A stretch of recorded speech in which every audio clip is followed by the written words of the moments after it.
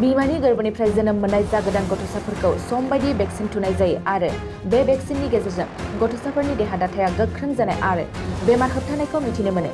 नाथाय world health organisation सुंद'यै WHO नि मोनसे रिपर्टआ मुलुगनि गेजेरावनो सोमोनांहोदों। WHO नि रिपर्ट बादिब्ला मुलुगाव 40 निजुत गथ'साफोरा फिसा आइनि भेक्सिनखौ मोनफुङाखै। मख'नो गोनांदि गथ'साफोरनि देहायाव नुजाथिग्रा बेरामनि रैखाथि होनो WHOआ गोबां नाजाबाय थादोंब्लाबो नाथाय दासिम कौटि गथ'साफ्रा फिसा आइनि भेक्सिनखौ मोनफुङाखै। WHO नि खेंफोरथिया फोरमायदों थांनाय 2024 मायथाइयाव 40 निजुत गथ'साफ्रा फिसा आइनि भेक्सिनखौ मोनाखै। WHO नि बिबानगिरि टेड्रसआ बुंदों कभिडनि भेक्सिन होनाया मुलुगनि गेजेराव रेकर्ड जादोंब्लाबो नाथाय गथ'साफोरनो फिसा आइनि भेक्सिन होनायनि फारसे लोरबां जादों होननानै सिमान लायो। WHO नि बादिब्ला भारत, नाइजेरिया, इथ'पिया आरो इन्ड'नेसिया हादरफ्रावनो फिसा आइनि भेक्सिन होयिया बांसिन जानानै दं।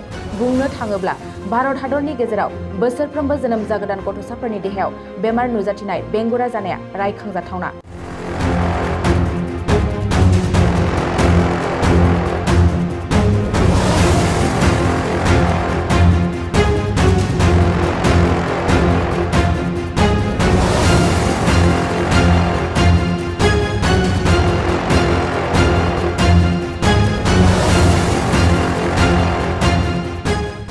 मोनसे फोसावथाय क'क्राझार जिल्लानि सिङाव थानाय दा रियेलिटी पाब्लिक स्कुलाव पाब्लिक रिलेशन अफिसारनि गोनांथि जादों।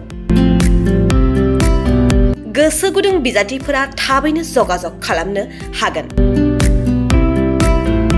पाब्लिक रिलेशन अफिसारनि थाखाय बिजाथिया इंराजि आयदायाव MA खालामनाय जानांगोन नङाब्ला मास कमिउनिकेशन एन्ड जार्नालिज्म आयदायाव MA खालामनाय जानांगोन। बिनि थाखाय जेबो एक्सपिरियेन्सनि गोनांथि गैया।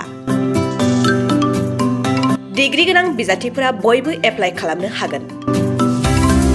दान बान्थाखौ 15,000निफ्राय 20,000सिम होनाय जागोन। गोसो गुदुं बिजाथिफोरा realitypublicschool@gmail.com आव मेसेज हरनो हागोन नङाब्ला 9435293000 जानबुं अनजिमायाव जगाजग खालामहरनो हागोन।